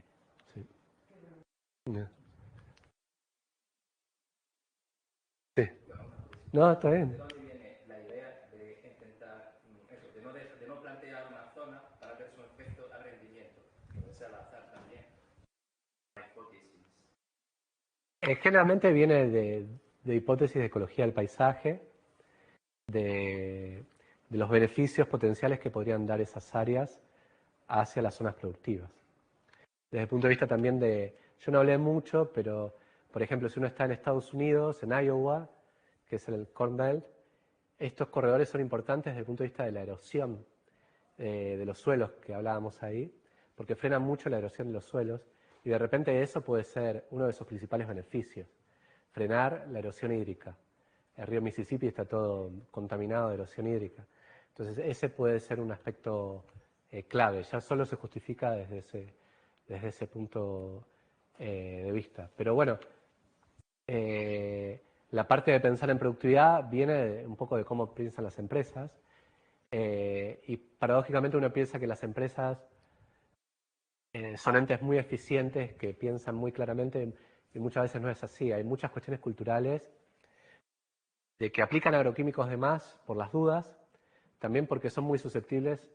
Los vendedores de las multinacionales venden muy bien, entonces te venden cosas que no necesitas. Y nosotros a veces les mostramos, mira, estás gastando dinero ahí necesariamente, eso no lo tenés que aplicar y te mejora el rinde, ganás más dinero y eso. Entonces también hay muchas cuestiones culturales, muchas cuestiones como también viciadas por el sistema de venta y compra. Y muchas veces, sobre todo los agricultores más tradicionales, focalizan más en la productividad que en el beneficio personal o en el beneficio económico. Porque a veces ser apenitas menos productivo te hace ganar mucho más dinero, porque disminuís mucho los costos. A veces hay un sobreénfasis en lograr productividades máximas y para eso tenés que meter demasiado insumo y los rendimientos marginales decrecientes hacen que económicamente, financieramente eso no sea óptimo. Pero la gente quiere decir cuánto cosechó, cuánto produjo. Entonces hay muchas cuestiones también culturales en el medio. Por eso, si bien tenemos que, para trabajar con las empresas agropecuarias, tenemos que tener el énfasis en la productividad y también en el dinero. Y esos énfasis vienen de hablar y trabajar con la gente y de las carreras agronómicas. De cualquier persona, si uno habla con cualquier persona, tiene un salario y todo el mundo quiere ver qué hacer con ese dinero. Y los que son agricultores tienen un campo y también están pensando en eso. No solo extraterrestres. Y entonces, bueno, Creo que se han cambiado también barreras culturales donde antes se pensaba. Nosotros estamos abriendo una línea de malezas también muy grande y que tenemos también experimentos de resistencia en invernaderos y de resistencia a herbicidas, y donde antes se pensaba que esas zonas de hábitat natural y seminatural era refugio de las malezas donde invadían los campos, y nosotros estamos demostrando que no, que para nada es así, que ahí las malezas no pueden competir y no están, y la densidad de malezas es mínima. Incluso en el banco de semillas, hacemos muchos estudios de banco de semillas, entonces hay muchas cuestiones también culturales que estamos dando por tierra con datos. Yo ahora, para la TRAE, no planteé muchas ideas, como hay una transición de moverse y un montón de cosas, no planteé muchas de esas ideas de campo, pero es una línea bastante fuerte en ese sentido de evaluación, porque no están esos datos verdaderamente. En general, en Europa hay mucho de polinizadores y control biológico, pero con malezas no hay mucho, con agricultura de precisión prácticamente nada, y bueno, un poco se pueden como empezar a fortalecer esas líneas de trabajo. Sí. ¿Puedes hablar un poco más fuerte, perdón? Sí.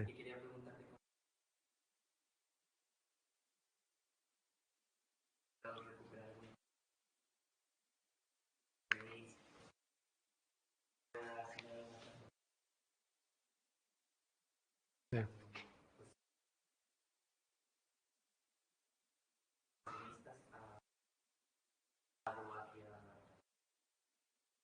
Sí. En esa dirección estamos yendo y está funcionando, pero la escala todavía, como decía antes, es muy de nicho.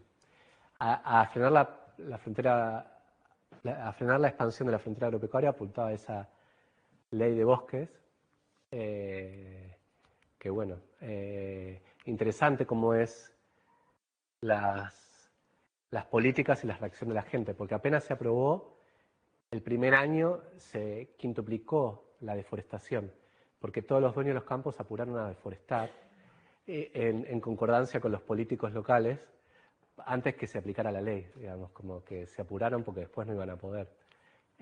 Y bueno, entonces uno por ahí se idean las leyes y esa idea quedó y al final la ley nunca se terminó. Dependía mucho de los gobiernos locales, entonces algunos de los gobiernos locales la implementaron, otras nunca, y entonces también hay mucho un juego especulativo en ese sentido y de poder, y de cuestiones que a veces no son tan fáciles de prever, digamos, como que en la forma que se legisla hoy en día, que es... sí.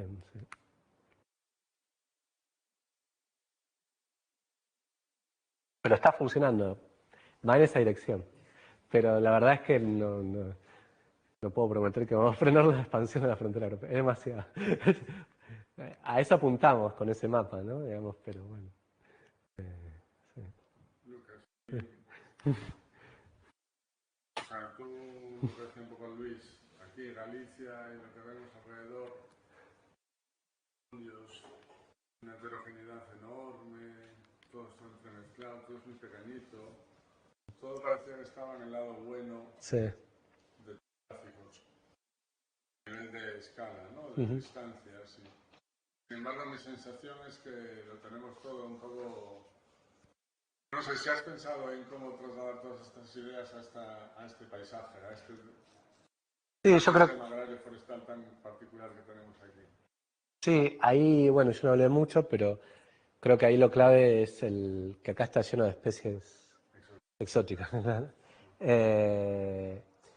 Y trabajar desde ese punto de vista, reducir insumos, encontrar también sistemas productivos basados en muchas especies también nativas y mayor diversificación. Pero me parece que sí, pues sobre todo, yo no anduve mucho por el interior, no vi muchas, pero todo lo que sé forestal es bastante desastroso. Sí. Claro. Claro, yo el interior me gustaría visitar, pero sí, desde el punto de vista del diseño del paisaje, sí, muchas veces sirve para poner en valor. Y muchas veces lo que se hace también es redistribuir, porque por ahí sobre todo en las zonas que están muy cruzadas por cursos de agua, hay mucha contaminación en el agua, que se mueve muy rápido. A mí se me pasaba por la cabeza que Galicia tiene una red fluvial que serían los corredores ideales. Exacto, sí. Y sin embargo son los focos de invasión de las Exacto. emisoras. Por eso dije eso, porque eso es muy habitual y fue una de las principales también cosas que a nivel regional que se trató de abordar en Kakamega, todas esas cauces fluviales. Y lo mismo sucede en Uruguay, donde trabajamos. Al final, Montevideo, Uruguay, tiene una red fluvial muy parecida a la de Galicia. Hay muchos ríos muy grandes. Montevideo, la capital, se ha quedado sin agua. Y toda el agua contaminada por cianobacterias, producto de la contaminación del agro. Y eso que no tienen tanta agricultura como Argentina, pero también por la ganadería, por cómo es el desmanejo en torno a los cauces fluviales. Y yo creo que ese sería como uno de los puntos también a trabajar muchísimo. Y también, no solo en Uruguay, bueno, no tienen tanta producción, digamos, en el mar, que depende de la ría, ¿no? O esa interacción de ría-mar. Pero aquí son varias industrias que dependen del medio ambiente sano y son importantes. Entonces, es muy raro como no hacer un buen diseño de... O sea, no es raro porque pasa en todo el mundo, es lo más habitual, pero no sería muy inteligente no hacer. Y ese sería como uno de los puntos clave. Después, nosotros en Patagonia, desde hace más de 20 años, tenemos toda una línea en manejo de bosque multiespecífico, como que con especies nativas. Como que está esta idea en las Américas, bueno, se le llama la visión colonial del sistema productivo, ¿no? Entonces, eso se trajo en todos los ámbitos, como en la Patagonia eran las ovejas en vez del guanaco nativo, que tiene una lana muchísimo mejor. El guanaco es un bicho impactante. Entonces, se degradó toda la Patagonia, se desertificó toda la estepa patagónica con las ovejas. Lo mismo sucedió, bueno, con el ganado exótico, con la agricultura ni hablar, y también en todas las zonas forestales. A mí me sorprendió que acá fuera lo mismo, es eucalipto y pino en Argentina también, ¿no? Digamos, esa visión colonial monoespecífica asociada a industrias. Y ahí tenemos bosques productivos con especies nativas de maderas de muy alto valor que son multiespecíficos. Entonces venimos desarrollando toda una línea de no reemplazar ese bosque por algo monoespecífico, pero cómo obtener dinero de ese bosque, cómo generar un manejo sostenible de esos bosques multiespecíficos, bosques nativos multiespecíficos, que parte es para biomasa, otra parte es para madera de calidad, y funciona bastante bien, digamos, y esta conexión que, por lo que entendí, acá también hay un grupo nuevo de incendios, esta idea de los incendios, que allá también sucede, asociado también a los pinos, es como la puerta de entrada también que, por lo menos la gente del público más amplio, se abre un poco más a la idea de un manejo más ecológico de los bosques nativos, y de manejar los bosques, y puede ser una puerta de entrada. Allá, de alguna manera, los incendios está todo focalizado en apagar los incendios. Entonces, en la provincia tenemos 10.000 personas que trabajan en apagar los incendios y 4 personas que trabajan en manejo de bosques.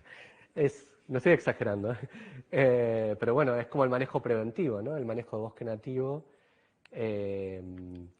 Y acá me sorprende, teniendo tan cerca Finlandia, Noruega, bueno, para nosotros es cerca, ¿no? Finlandia, Noruega, Suecia, y cómo son los sistemas allá de su manejo de bosque nativo.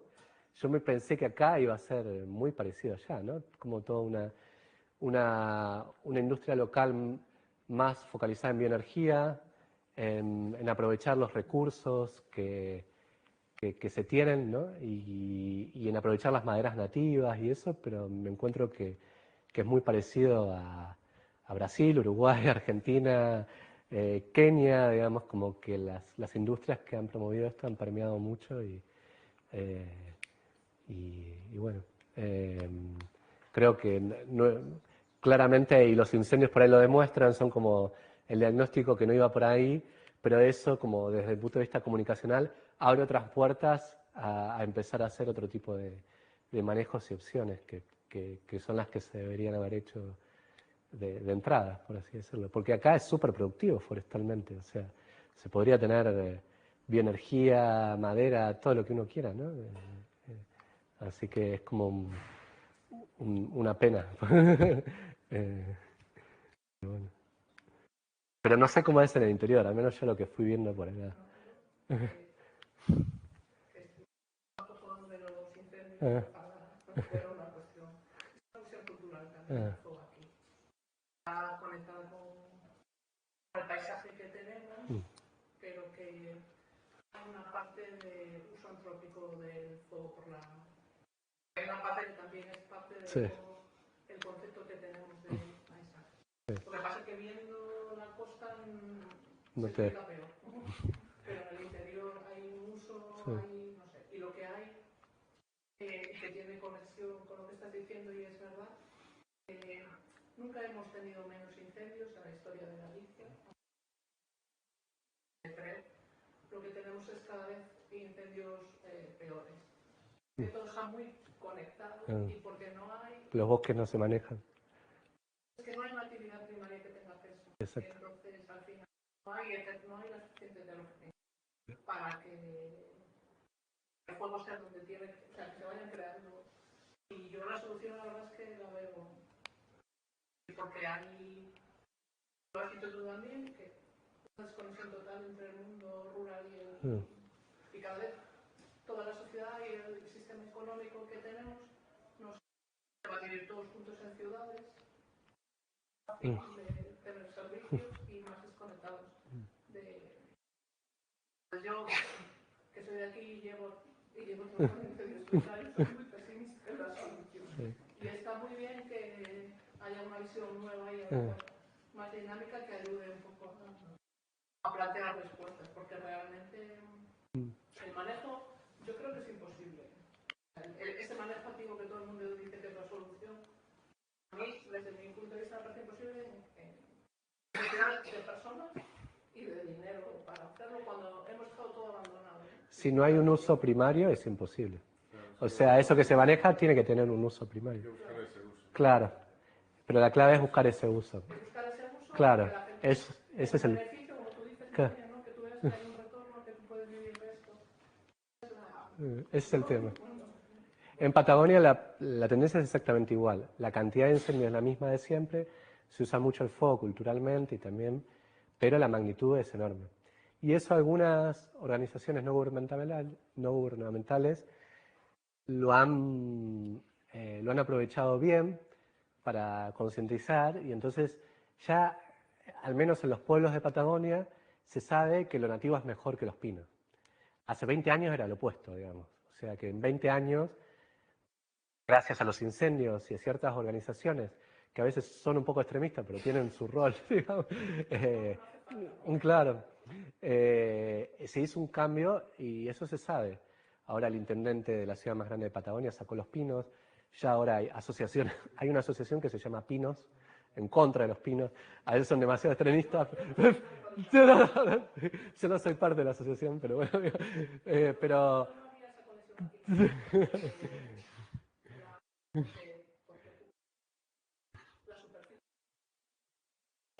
Son matorrales que tienen esa parte también de... Lo que pasa es que aquí lo que no hay es lo que está todo desconectado, ¿no? Y lo que tú más ves es un abandono, un dejar las cosas...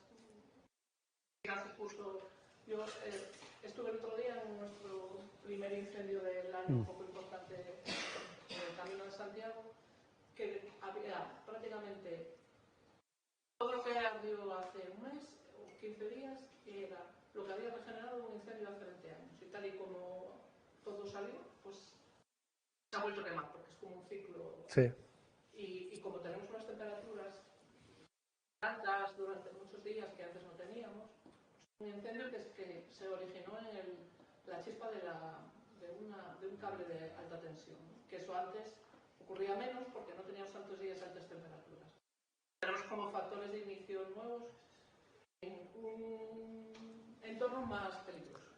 Es un sitio que está pegado a la carretera nacional. O sea, ¿por qué? Porque la gente que vive allí ya no necesita ese monte para vivir. Vive del turismo, el Camino de Santiago, de otras cosas. Entonces, sí. Ahí, y el reto para mí, o sea, que todas estas soluciones que se puedan plantear nuevas, que hablan mucho a esto, es encontrar que eso sea una actividad económica y que te merezca la pena, que no tengas que hacer cada X años. ¿No?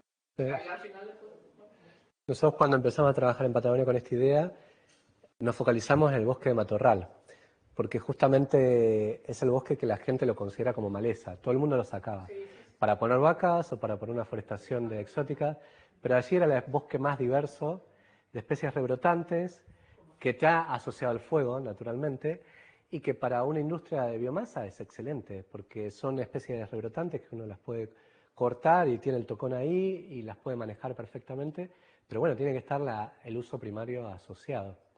En Chile y en Argentina todavía hay un uso de la leña para calefaccionar, no mucho, porque hay mucho gas, sobre todo en Argentina, barato, pero bueno, conceptualmente con la gente también lo que más cuesta es asociar la motosierra a algo positivo, porque a veces por el ambientalismo la motosierra siempre está asociado a algo negativo, a destrucción de bosque, y nosotros en nuestros estudios hicimos distintas intensidades de manejo de matorrales y vimos que los manejos también aumentaban la diversidad, había más flores, más polinizadores, había un montón de cosas más positivas, reducía por supuesto la inflamabilidad y un montón de aspectos, así que perfectamente se podría desarrollar como una Galicia verde en base a matorrales.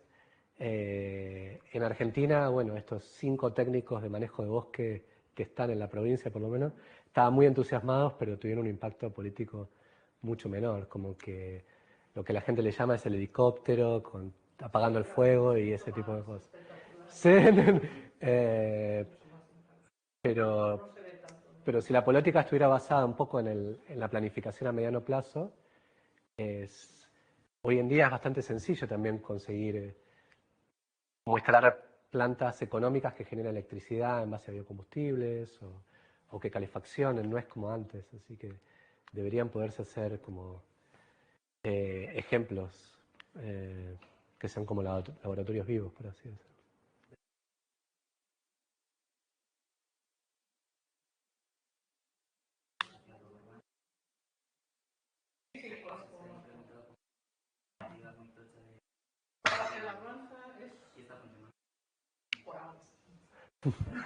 ¿Cómo es eso?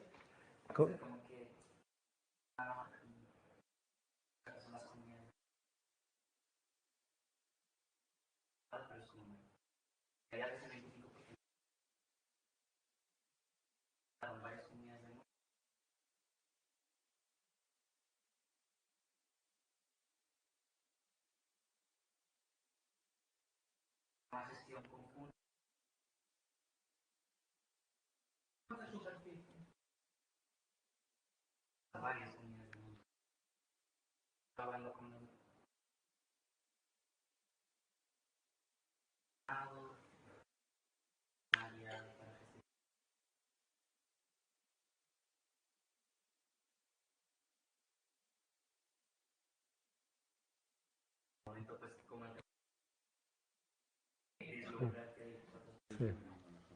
Lo más inmediato desde el punto de vista agrícola de lo que nosotros hacemos para Galicia sería como el uso de grandes bases de datos y tal vez, más allá de los diseños del paisaje, todas estrategias de diversificación. Hoy no mostré nada, pero me di cuenta que tendría que haber mostrado. Pero bueno, por ahí eso es, que son más prácticas locales, es como directamente aplicable, en base a datos y en interacción con ese uso de datos y de agricultura de precisión o de grandes bases de datos. Pues parece que podemos seguir discutiendo tomando una cerveza abajo.